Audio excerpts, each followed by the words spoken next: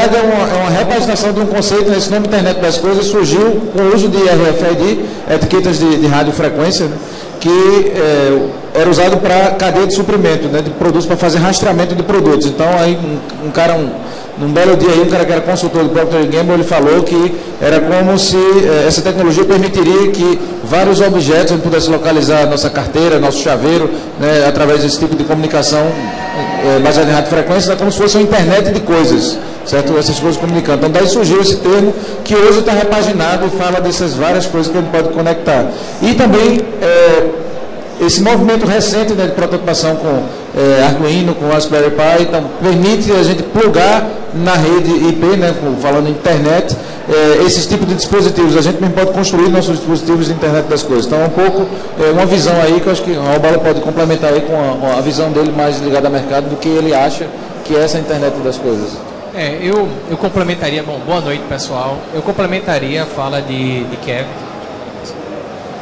Eu complementaria esse pensamento, colocando também, enfatizando a questão da produção da informação. Muita gente ainda se confunde muito o que é a internet das coisas com smart cities, com essa informação toda de cidades inteligentes, etc. É importante destacar que a internet das coisas, dentro desse conceito de objetos, enquanto atuação nesses objetos, eles produzem poucas informações, pouco conteúdo de informações, agora numa escala muito grande. Então você tem uma quantidade de objetos muito grande hoje, como lâmpadas, como o Kevin falou, alguns sensores dentro de certos ambientes, produzindo dados, e a quantidade de informação é muito grande. E aí Smart Cities ela pode vir para complementar também e ajudar junto com esses objetos, junto com esses sensores, para poder produzir soluções, para poder facilitar a vida das pessoas na cidade, facilitar a vida das pessoas dentro de casa. Então, hoje em dia, até inclusive o próprio cara da Procter & Gamble,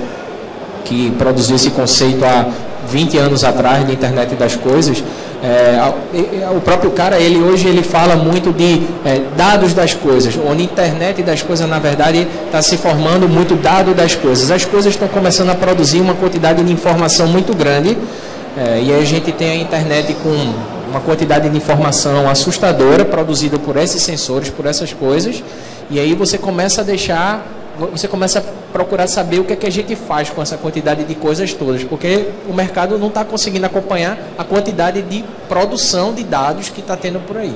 É mais ou menos por aí, complementando o que você tem que falar. Então, também eu queria fazer a pergunta que era: quais são as principais ferramentas que podem ser usadas para IoT? E para quem tem interesse de IoT, como é que você começa? Mexendo com web, mexendo com Arduino? Então, assim, fica essas perguntas: quais as principais ferramentas para se iniciar no IoT? Quais são as principais ferramentas usadas atualmente?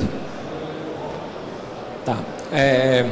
Eu diria para tu, a gente estava uma conversa bem rápida ali antes, é difícil a gente descrever uma ferramenta específica para IoT. Não existe muito bem uma ferramenta.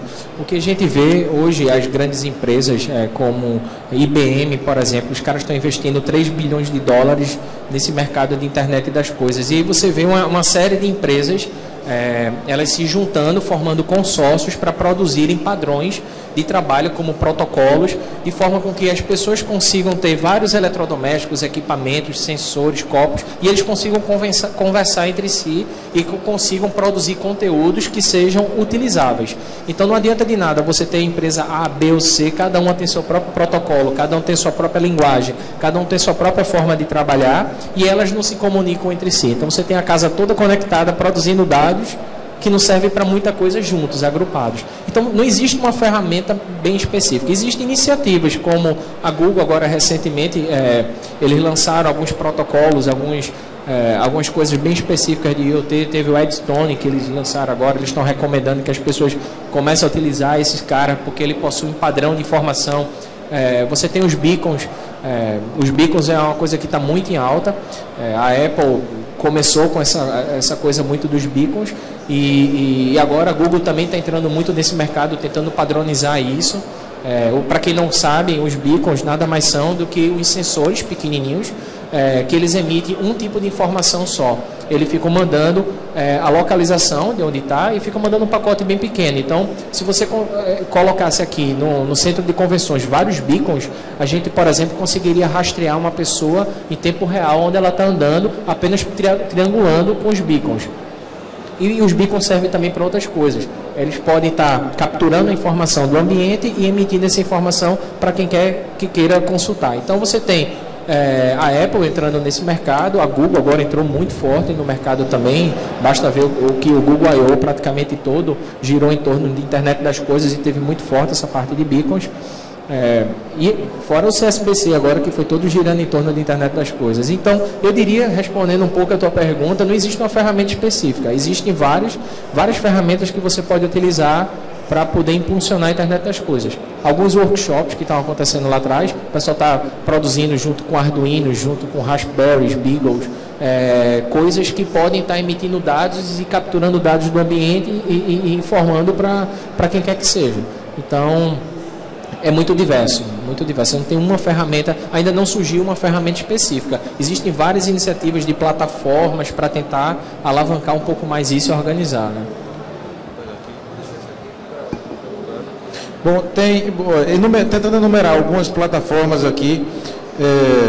Bom, como o Robaldo falou, tem várias coisas disponíveis aí, várias ferramentas, mas uma bem, relativamente popular, uma baseada na plataforma do Eclipse, uma IDE, uma interface de desenvolvimento, um ambiente de desenvolvimento, que você pode conectar coisas, desenvolver protótipos.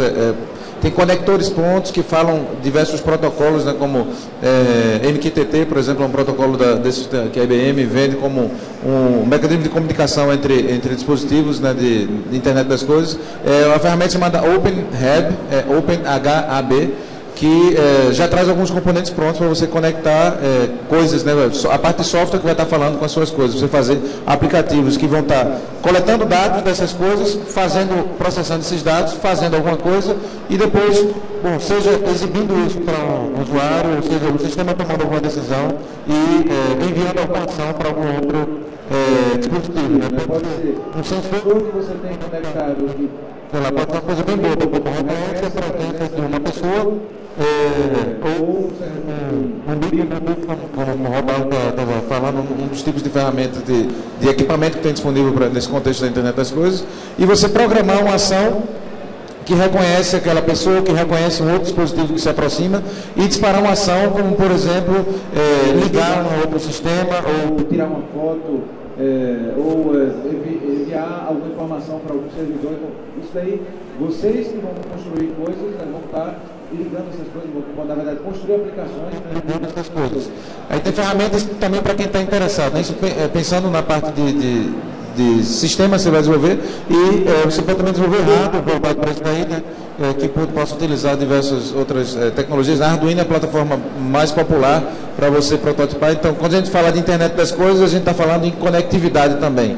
Então, muita gente está trabalhando com Arduino, mas não necessariamente está mexendo com a internet das coisas, porque aquele negócio por si só isolado, a gente não pode falar que é IoT, porque IoT tem comunicação também, né? Tem a identificação única da sua coisa e também tem a questão da conectividade. Então, você precisa, por exemplo, de ter um shield para fazer alguma conexão sem fio para poder dizer, né, que você está fazendo alguma coisa, ou algum dispositivo de internet das coisas, né? Para não sobrecarregar a palavra coisas aí, né? Coisas para a internet das coisas. Pegando aí, gancho, mais uma coisa que o Robaldo falou, né? Teve um congresso, agora há pouco, acabou hoje, aconteceu aqui no Centro de Convenções, na parte externa, foi desmontado ontem por causa da Campus Party e ficou na parte dos teatros ali embaixo, que foi o congresso da Sociedade Brasileira de Computação, nessa cordinha aqui que eu estou usando é do crachá de lá. Eu tenho mais cordinhas dessas aqui, se alguém quiser eu posso dar para vocês. Está melhor que a cordinha azul desse ano. Então, o congresso, o tema que a gente escolheu para a internet de tudo, todo observado, porque é a grande vertente tecnológica agora que a gente está vivendo, né? A gente retroceder um pouco nos booms tecnológicos recentes, pelo menos desde que eu nasci. A gente tem, né, anteriormente, apps para smartphones, né, a gente tem esse poder de desenvolver para computadores de bolso. Antes disso, teve o uso da internet comercial, né, que foi outra explosão de mercado aí, e antes disso foi o computador pessoal, né? Então, sei lá, dos anos 80 para cá a gente viu esses grandes booms tecnológicos aí, e agora a grande tendência é essa de IoT, né?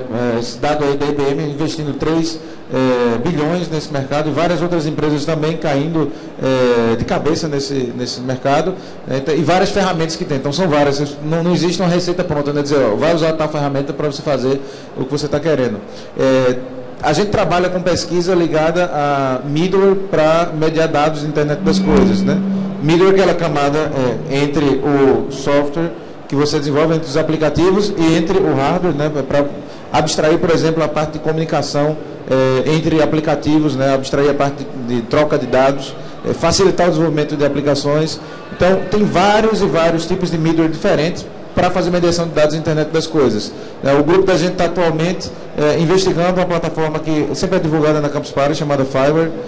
A gente estuda também se vale a pena ou não fazer algo de menor porte para fazer essa mediação de dados, né? O César está trabalhando atualmente com, qual é o nome da plataforma lá?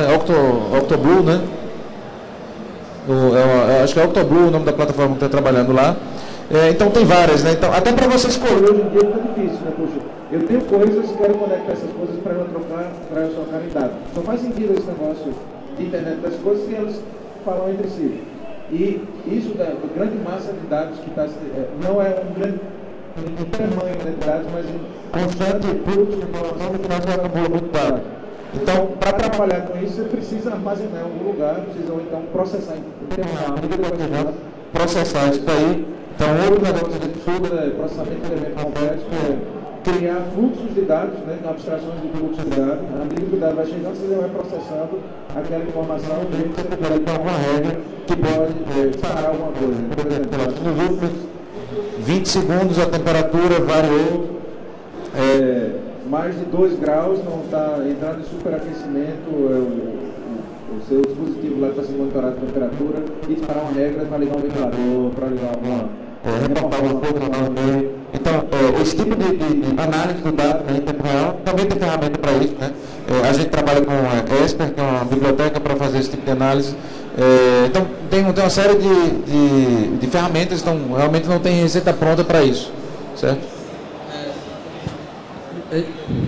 Já que você falou um pouco sobre o meio acadêmico, falou das pesquisas, eu queria saber qual é a visão do meio acadêmico sobre IoT, como é que está a produção de artigos, qual é a visão que o meio acadêmico tem de IoT e como é que está essa produção? Jogar bom. Bom, eu acho interessante essa temática específica, porque assim, tem algumas coisas que o mercado, vamos dizer, adota como tendência, que nem sempre essas tendências são enxergadas pelo meio acadêmico, mas a IoT é uma dessas coisas que estão sendo vistas pelo mercado e pelo meio de pesquisa. Então, há uma grande investigação em torno de protocolos, em torno de redes, né? Uma tendência de pesquisa que está se vendo hoje em dia, existe uma grande quantidade de dados que são trafegados nessa...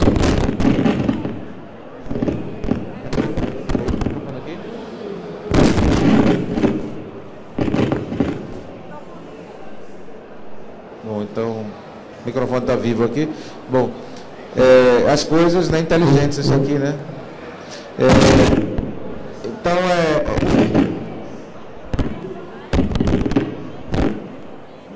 e aí, pessoal da mesa, o que cobrou? Quer ir ou aqui? Bom, continuando, né? Uma problemática que existe é a grande quantidade de dados que é trafegada. Será que ela vai interferir na internet?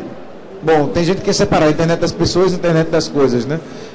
Vai interferir na rede que a gente já usa, é a mesma internet que está usando. Então, tem pesquisa em relação a isso, né? Tem redes definidas por software, é uma tendência de pesquisa em redes que está investigando também como conciliar isso com a internet das coisas. Tem questões ligadas também à construção de middleware, como eu estava falando, né, para mediar esses dados. Então, já há um bom tempo, pelo menos não, mas eu acho que perto de 10 anos já existe pesquisa nessa área de middleware para a internet das coisas. Apesar do mercado ter despertado há pouco tempo, Eu já escuto falar de internet das coisas desde 2008, né? Na época que eu estava fazendo doutorado, a equipe que a gente trabalhava, a equipe onde eu trabalhava, o pessoal trabalhava com domótica, que é a automação de casas, né? O uso de tecnologia para criar casas inteligentes, né? Lares inteligentes, e começou o pessoal naturalmente migrar para esse mundo de internet das coisas.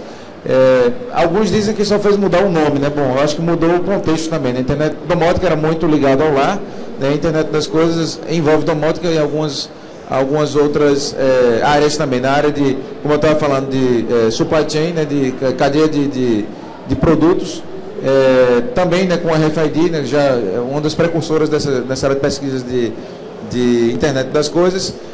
Então, assim, está em constante exploração, né? A parte de redes, né, a parte de sistemas distribuídos, né, como toda a questão de mediação de dados, e na retaguarda disso tem o pessoal de Big Data que está interessado em grandes volumes de dados heterogêneos e produzidos com grande velocidade, e o cenário de internet das coisas é ideal para essa galera que trabalha com Big Data, né? Então, não é exclusivo, né? Big Data não é exclusivamente para IoT, mas é um prato cheio, né, para o pessoal de Big Data, né, IoT.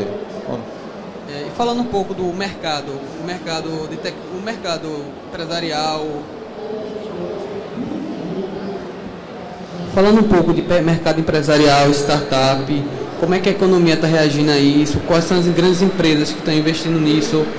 Como é que está essa visão, mais saindo um pouco do meio acadêmico para um meio mais de mercado, meio que rola financeiro? Como é que está essa produção? Quais são as empresas que estão investindo? Se já tem algum produto? E qual é o impacto que esse produto vai ter na vida das pessoas? Muitas empresas estão investindo nisso. Na verdade, isso é um mercado que está super aquecido em termos de internet das coisas, porque hoje em dia todo mundo está produzindo alguma coisa e tentando automatizar a casa ou automatizar o carro, né? Agora tem uma frente muito forte de automação veicular. Então, isso produzido através de sensores que estão disparados dentro do carro, o carro toma decisões a partir dessas informações. Então, o mercado de internet das coisas está crescendo bastante. Teve um congresso agora no começo do ano na Espanha de dispositivos móveis, e o pessoal fez uma pesquisa nesse congresso junto com empresários, pesquisadores que estavam lá, e eles viram que quase 80% dessas empresas, dessas pessoas, elas não sabem não sabem o que fazer com os dados que elas mesmas produzem. Então, um volume de informação é muito grande e eles não sabem o que fazer, e eles gostariam bastante de tomar algum tipo de decisão com esses dados. Tanto que você vê surgindo várias startups fora do país, várias aceleradoras de hardware, China e outros países investindo muito forte na produção de novos negócios que mineram essas informações. O barulho é grande.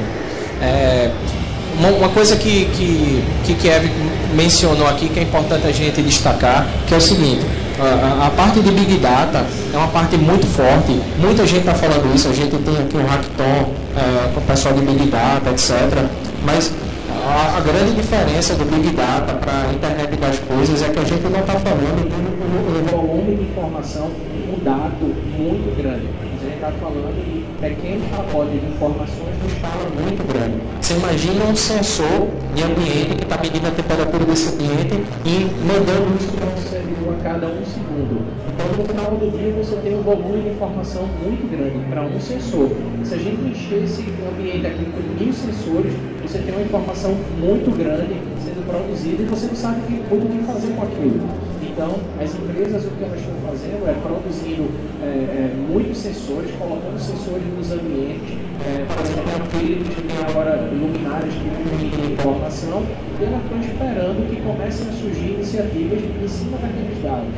Você tem, por exemplo, uma iniciativa bem pioneira na cidade de Chicago, onde a prefeitura de Chicago está espalhando vários sensores nas ruas, que eles ficam medindo temperatura, luminosidade, fluxo de carros, uma série de informações. Eles estão colocando isso nos postes, e esses dados eles ficam sendo emitidos via um RFID, via beacon, via vários sensores. E eles esperam que as pessoas comecem a produzir soluções a partir daqueles dados. Então, É um mercado que está superaquecido, as empresas estão tendo várias iniciativas, a gente vê várias pessoas produzindo seus próprios hardwares, etc. Mas assim, ainda falta mais. Eu acho que ainda tem muita oportunidade e tem muita gente investindo nisso. Aproveitando o gancho de oportunidades e vendendo um pouco a ideia do que a gente faz, um novo uso de internet das coisas que a gente está explorando, como pesquisa e o mercado também tem explorado, é o uso da internet das coisas misturado com jogos, certo? Que a gente não vê tanto isso. A gente tem, por exemplo, um projeto que rodou aqui, teve um experimento aqui na Campus Party, a gente vai fazer de novo esse ano. Tag Hunt, não sei se alguém participou no ano passado da brincadeira do Tag Hunt. Tem aquele bicho lá atrás que participou. Tem um ou outro que já me encontrou lá fora perguntando se ia ter de novo a brincadeira esse ano, né, que a gente usando NFC. E esse ano vai usar Bluetooth também, tem um app de Android que foi desenvolvido, né, roubado da equipe Daniel também. Ano passado a gente estava aqui explorando esse cenário de jogo, né, você interagir com objetos do mundo real, né, num cenário de caça ao tesouro, né, sendo guiado por objetos. Isso aí a gente tem uma empresa, terminou descobrindo depois que tem uma empresa na Inglaterra que explora uma coisa parecida, né? Eles vendem um produto que faz as pessoas visitarem lugares em busca de descontos. Então, um novo uso de IoT, né, no contexto de marketing e de jogos, né, de uma forma lúdica explorando isso aí, né? Você sai coletando pistas, né, com NFC, por exemplo, né, tocando com seu celular. E aquilo ali te dando pistas para levar para um desconto numa loja ou, no caso da gente, né, de pistas numa caça ao tesouro, que no final o vencedor ganha alguma coisa no contexto do jogo. Tá? É um outro cenário sendo explorado também isso daí. Né? Eu acho pouco explorado ainda. Só queria fechar com um detalhe, antes que acabe nosso tempo. O César, a empresa onde eu trabalho, ele está se posicionando dentro desse mercado de internet das coisas muito mais com foco na produção de soluções para consumir esses dados. Então a gente tem diversas iniciativas com a academia, que a gente tem uma ponte direta com a universidade. Então a gente tem diversas iniciativas de produção, estudo de protocolos, plataformas, análise dos dados através de ferramentas como o CEP, entre outras. Porém, o César está tentando se posicionar no mercado, e aí o César tem aceleradora de startups para isso, para que a gente possa produzir cada vez mais soluções para consumir esses dados e tornar esses dados utilizáveis para as pessoas. Então, gerar negócios a partir dos dados, porque existe uma quantidade muito grande, volume muito grande de informação. Então, a gente tem plataformas, a gente tem comunicação, protocolos, etc. E a gente precisa começar a consumir isso. E aí onde está um nicho de negócio, uma oportunidade enorme, gigantesca, que é de consumo dessas informações. Para finalizar, a última pergunta. Eu sei que é muito difícil, mas qual o futuro da IoT que vocês prevê, assim, na sua visão, a interação com várias áreas, como robótica, automação industrial? Qual é a visão de vocês do futuro? Se vai ter mais interação com outras áreas, como o Kiev falou do game, IoT e game, vai ter IoT e robótica, IoT e automação. Qual é a visão de vocês do futuro de IoT? Pô, bicho, roubando as frases de Silvio Meira, que ele fala, no futuro, ninguém pode prever o futuro, né? A gente tem que construir o futuro. Eu acho que, bom, uma tendência é essa daí, e a tendência é cada vez mais a gente ter um bocado de coisa conectada, e a gente não tem ainda a menor ideia do que fazer com esses dados todos que a gente está produzindo, e como isso daí pode ser inserido no dia a dia da gente. Então, acho que eu acho que é muito experimental ainda a forma como a gente está trabalhando com isso. Inclusive, no Brasil, não temos praticamente ninguém investindo forte nisso em termos de produto. As startups que aparecem por aí, o pessoal nunca está falando de IoT. Então, deixo aqui a provocação para vocês investirem nessa área para desenvolver produtos. Eu sempre falo de um produto revolucionário que foi desenvolvido na França, na época que eu fazia doutorado, chamado Nabasteg. Não tinha o menor sentido o produto, mas ele ganhou um bocado de prêmio. Foi o produto revelação da internet das coisas e tal.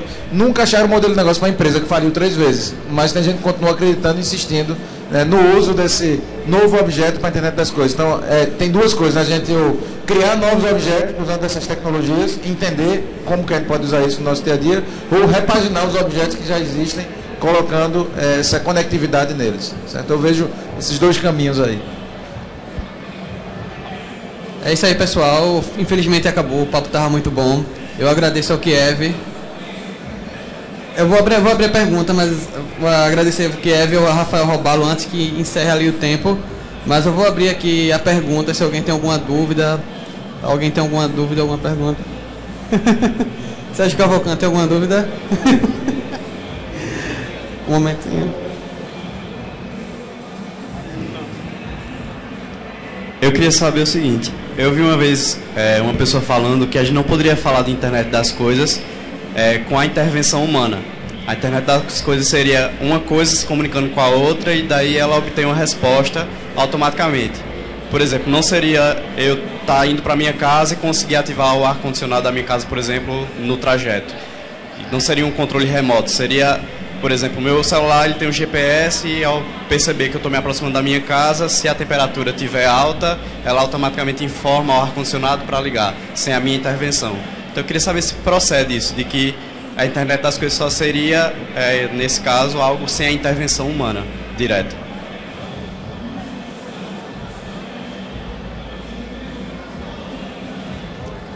É importante destacar que as coisas elas funcionam e elas existem, e elas produzem dados para nos dar algum tipo de bem-estar ou para prover algum tipo de informação, seja para a empresa, para a sua casa, para você mesmo, enfim.